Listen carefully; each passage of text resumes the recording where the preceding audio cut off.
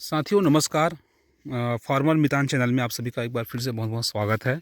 और आज हम डिस्कस कर रहे हैं कि पपीता की खेती जब आप करते हैं तो जो फूल झड़ने की जो समस्या है उसका कारण क्या है, ठीक है, उसको हम नियंत्रित कर सकते हैं।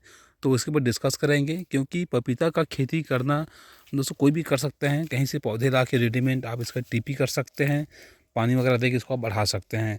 लेकिन जैसे कोई समस्या आता है तब असली खेल वहाँ चालू होता है कि पौधे लगाना, पौधरोपण करना, टीपी करना उतना बड़ा खेल नहीं है। लेकिन पौधा जब बढ़ जाते हैं, बाढ़ हो जाते हैं और जब फूल और फल की अवस्था में आते हैं, जैसे कि आप देख सकते हैं इस तरह से, और उसी वक्त जैसे कि फूल झड़ने का, जैसे इसमें देख सकते हैं जो कुछ फूल आ रहे हैं तो तुरंत सूख रहे हैं और कुछ फल में तब्दील हो रहे हैं। तो इस तरह से जैसे फूल सूख कर झड़ना, ठीक है, ये जो समस्या है ये कैसे होता है, इसको हम कैसे रोकें। तो इसके लिए आपको क्या करना है, कौन कौन सा सावधानी रखना है, ये सबसे बड़ी बात है। क्योंकि खेती करना जो टेक्निकली खेती करोगे, अच्छा से जानकारी रख के करोगे, तभी इसमें अच्छा खासा मुनाफा ले पाएंगे। क्योंकि हर समय मौसम एक जैसे नहीं रहते, उतार चढ़ाव में भी समस्या आते हैं। तो इसी को भी हम चर्चा करेंगे और कब क्या करना है ताकि आपका जो पैदावार है वो अच्छा आपको मिले। उसके लिए आप इस वीडियो को पूरा कंप्लीट ज़रूर देखिएगा। अभी जो ये वाला आप जो देख रहे हैं पौधा, ठीक है, जो पपीते के जो पौधा है, इसमें फूल जो है स्वस्थ आपको लग रहा है, ठीक है। यानी कि ऐसा लग रहा है कि इसमें हर एक फूल में वो फल में तब्दील हो जाएगा, ठीक है, जैसे कि वो हो रहा है। तो ये स्वस्थ दिख रहा है। लेकिन इसी बाड़ी में आपको कई सारा और आपको हम दिखा सकते हैं जिसमें फूल आ रहे हैं लेकिन वह मुरझा के या वो झड़ रहे हैं। जैसे कि यहाँ पास आप देख सकते हैं कई फूल आया है लेकिन वो किस कंडीशन में आप देख सकते हैं, ठीक है। फूल सूखने का और फूल सूख कर झड़ने का समस्या आपको देखने को मिल रहा है। और यदि हम इसका अगर नीचे भाग में देखें, ठीक है, पपीता का, तो आप यहाँ पर स्पष्ट आप देख सकते हैं, ठीक है, इस तरह से सूख कर टूट कर ये गिर गए हैं, ठीक है। और इस तरह से काफ़ी सारा फूल हैं, जो फूल आया ज़रूर था लेकिन वो सूख के झड़ गए हैं। अगर यही फूल को अगर हम बचा लेते तो कहीं न कहीं आप देख सकते हैं एक फूल हो गया, 2, 3 और कई सारा फूल है इधर, ठीक है, सूख सूख के सब बहुत सूख गया है। 4, 5, 6, 7, 8 और उधर चारों तरफ और फूल आपको देखने को मिलेगा, ठीक है, कुछ कुछ। तो कम से कम 10-15 फूल तो मेरे को ऐसे ही दिख रहा है। तो ये 10-15 ये जो फूल अगर सही सही अगर इसको हम बचा लेते हैं तो इस तरह से जो बड़ा बड़ा जो पपीता है इसके रूप में वो तब्दील हो जाता है। यानी कि हर एक फूल इस तरह से बड़े बड़े पपीता के रूप में हमको देखने को मिलता। तो आप देख सकते हैं कि लगभग ये कंडीशन काफ़ी मात्रा में आपको देखने को मिल जाएगा, ठीक है।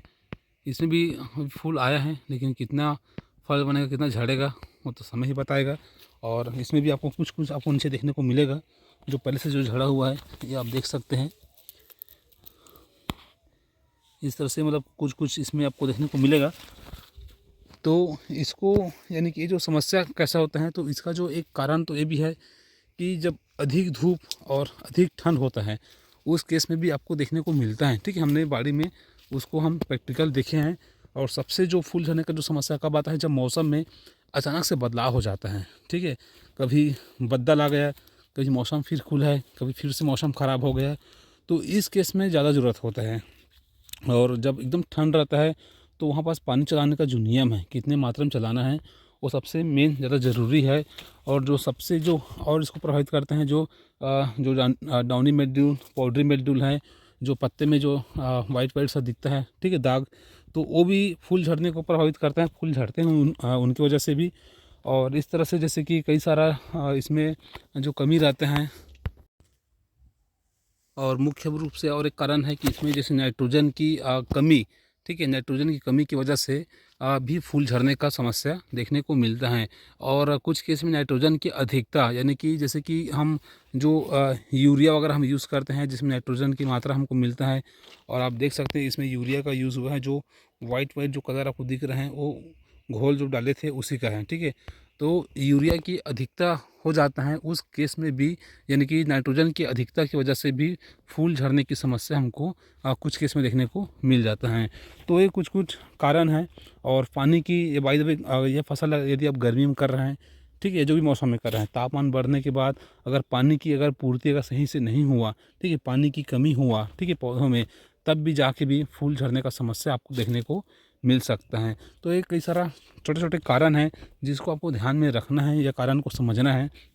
और यदि पानी की पूर्ति अगर सही से मौसम के अनुरूप यदि पानी की पूर्ति यदि आप कर लेते हैं, ठीक है, नाइट्रोजन की मात्रा को बैलेंस में जितना ज़रूरत है उतना यदि आप इसमें लगाते हैं, मौसम जब ख़राब होता है तो उस केस में इसका उपचार यदि आप सही सलाहकार से बात करके उपचार कर लेते हैं तो काफ़ी मात्रा में आप जो पपीते में जो फूल झड़ने की जो समस्या है, ठीक है, उसको आप बचा सकते हैं। और हर एक फूल को जो आप देख सकते हैं, हर एक फूल को जो ख़राब हो रहा है, ठीक है, इस तरह देख सकते हैं फूल यहाँ पास आया है लेकिन वो सूख कर ख़राब हो रहा है और जस्ट एक दो दिन के बाद में ये सूख कर झड़ भी जाएगा, यानी कि नुकसान आपको स्पष्ट आपको दिखाई दे रहा है। तो ये हर फूल, ठीक, इसको यदि सावधानी से यदि आप बचा लेंगे, जानकारी पहले से रहेगा कि कारण क्या है, तो उसका समाधान भी आप खुद खोज लेंगे। क्योंकि भाई देखो, पानी की कमी है तो पानी की पूर्ति करोगे तो झड़ना बच जाएगा।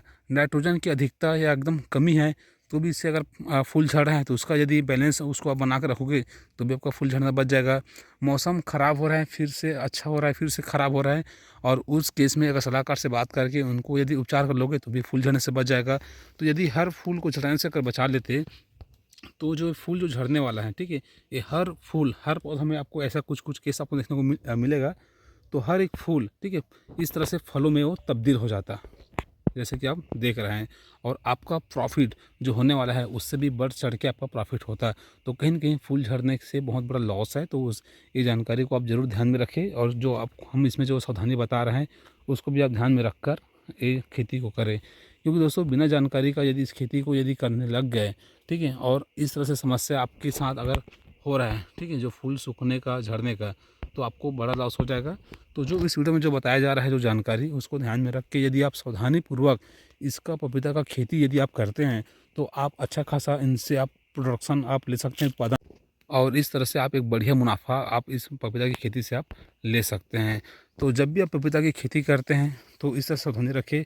और बाकी दोस्तों जो मांदा से मांदा की दूरी है, जो पौधे से पौधे की जो दूरी है, इसको दोस्तों कम से कम आप 5 से 6 फीट का हमने यहाँ पास लगाया है, ठीक है, 5 से 6 फीट पौधे से पौधे की दूरी है और लगभग 8 फीट मांदा से एक मांदा की दूरी यहाँ पास हमको देखने को मिल रहा है।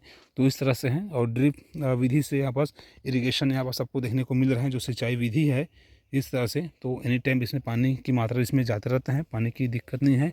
लेकिन अभी इस साल अभी वाटर लेवल डाउन होगा तो गर्मी में तो पानी की यानी कि पूर्ति करना थोड़ा सा दिक्कत भी हो सकता है।